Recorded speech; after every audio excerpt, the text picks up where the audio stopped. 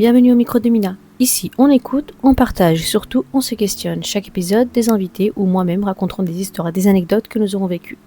Alors si vous êtes prêts à rigoler, à écouter, à parler et à vous inspirer, mettez vos écouteurs, partagez mon podcast et let's go. Coucou toi. Bon, on va pas se mentir, j'avais disparu. Je m'excuse. Bon, je sais que vous attendez à ce que je poste tous les 15 jours et j'ai loupé le coche, mais je suis désolée. Premièrement, c'était la fin d'année, j'avais même pas le temps de respirer. Deuxièmement, j'avais plus de voix pendant 2 semaines. Et quand je vous dis plus de voix, c'était vraiment plus de voix du tout. Et troisièmement, je devais faire un podcast avec une amie qui malheureusement a eu un empêchement de dernière minute. Et comme j'avais pas trop d'idées, je me suis dit, je préfère ne pas faire de podcast que d'en faire un où je raconte rien du tout. Je sais qu'il y a beaucoup de gens qui changent de numéro après une rupture et qui disparaissent, un peu comme moi. Bon, c'était pas une rupture, c'est juste que j'en avais marre que toute la planète Terre avait mon numéro de téléphone. Moi j'ai disparu version, je vous jure que j'allais revenir. Mais vous savez, le temps, la voix, le rush, etc., la fatigue mentale. Tout le monde s'est ligué contre moi comme une grève de transport et mon podcast est resté à quai. Voilà. Mais si je suis là aujourd'hui, c'est pas juste pour m'excuser, c'est pour parler un peu rapidement d'un truc qu'on a tous fait dans notre vie, et pas qu'aux autres et aussi à nous-mêmes, c'est ghoster nos passions. Ghoster nos passions, ignorer nos passions, les oublier complètement. Ces trucs que nous avons fait parce que ça nous faisait vibrer, qu'on s'est lancé à fond dedans, et qu'on a abandonné.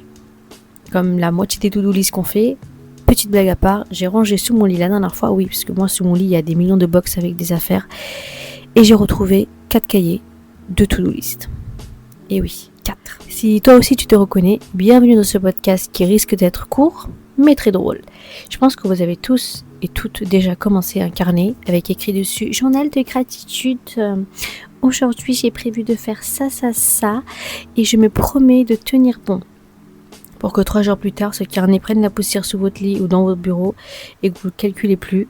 Et après, quand vous êtes en train de faire un rangement de votre chambre au printemps, vous retrouvez ce cahier, vous dites « Ah, j'avais commencé cette liste il y a 6 mois ?» Lol. On s'est tous déjà lancés dans un projet, le sport, moi le podcast par exemple, le dessin, la cuisine, le piano, l'écriture, la lecture, tout. Et un matin, comme ça, comme si de rien n'était, comme un cheveu sur la soupe, on a arrêté. Pouf, silence radio, plus rien. Vous vous êtes tous dit, bon je fais juste une petite pause et je reviens dessus plus tard. Sauf que vous n'êtes jamais revenu dessus parce que vous l'avez complètement oublié. Et je vous assure que moi aussi je suis pareil. Je ne l'ai pas fait qu'une seule fois. Et j'en suis sûre et certaine qu'au début, on est tous à fond. Il y a cet élan, cette envie, cette volonté de réussir, de se dire que cette fois-ci, c'est sûr, je me jure que je tiens. On télécharge des applications, on fait comme moi, on va s'acheter 14 000 carnets de 14 000 textures différentes pour en fait jamais les remplir. On achète des choses, on télécharge des choses. On est content quoi. Mais très vite, voilà, vous êtes là, à l'école, pour les enseignants, bon, j'ai trop de choses à corriger, j'ai pas le temps. Ou sinon, votre corps qui vous dit, girl, stop it right now, vous avez plus de batterie, vos proches qui vous prennent trop de place, ou des projets personnels qui deviennent facultatifs. Et du coup, vous reposez tout ça, et ça devient des projets fantômes. Et quand vous voulez revenir dessus, soit c'est trop tard parce que vous avez honte, ou soit vous dites laisse tomber, de toute façon ça fait un moment que je l'ai pas fait, je suis pas prête, je suis nulle, j'abandonne, à quoi bon reprendre, j'ai déjà lâché une fois, je peux lâcher une deuxième fois, c'est pas comme ça changer quelque chose à ma vie. Mais pourquoi à chaque fois on ghoste ce qu'on aime? J'ai commencé à me poser cette question récemment, et si en fait ce n'était pas le manque de temps, mais plutôt la peur de ne pas être à la hauteur de ce qu'on avait imaginé. Peur que les gens s'en foutent, peur de réussir et que ça change quelque chose dans votre vie, peur d'exister vraiment dans ce qu'on fait. Et si ghoster ses passions, c'était parfois se ghoster soi-même. Donc je vous invite à vous poser des questions, par exemple, qu'est-ce que vous avez arrêté vous qui vous faisait du bien? Est-ce que vous l'avez vraiment arrêté ou vous avez juste mis en pause ce projet-là? Et est-ce que vous vous en voulez d'avoir décroché? Ou parce que c'est sur les autres qui vous ont volé votre temps et votre volonté et que vous vous êtes dit j'en ai parlé à quelqu'un et cette personne elle m'a dit mais de toute façon ça sert à rien de faire ça, donc vous vous êtes arrêté. Ou est-ce qu'au fond vous ne croyez pas que vous méritez d'aller au bout de ce que vous aimez? Vous avez le droit de revenir, même si vous êtes revenu avec beaucoup de difficultés, quand vous êtes revenu sur un projet c'était un peu bancal, que vous n'étiez pas prêt. Moi par exemple aujourd'hui je suis revenue sur mon podcast, pas pour performer, pas pour vous dire vous avez le droit de revenir vivre ce que vous aimez, vous avez le droit de revenir vers ce qui ne vous animait pas. Mais si vous n'êtes plus la même personne, et même si vous doutez, et même si vous avez peur de ne pas réussir à tenir, vous avez le droit de revenir. Lentement, sûrement, sans faire de bruit. Vous reprenez ce carnet que vous avez caché au fond de votre placard comme moi. Vous dansez, je sais pas, vous reprenez ce projet-là, ce rêve. C'est pas pour vous prouver à vous-même ou pour prouver aux autres, mais c'est juste tout simplement pour vous retrouver. Et si c'était ça, la vraie fidélité, pas celle qu'on donne aux autres, mais c'était votre fort intérieur, votre feu intérieur, tout ce que vous avez à l'intérieur de vous, celui que vous n'avez pas besoin d'expliquer, si c'était ça la vraie fidélité, celui que vous n'avez pas besoin de monétiser, que vous n'avez pas besoin de nourrir avec des choses de luxe, que vous avez juste besoin de nourrir pour vous.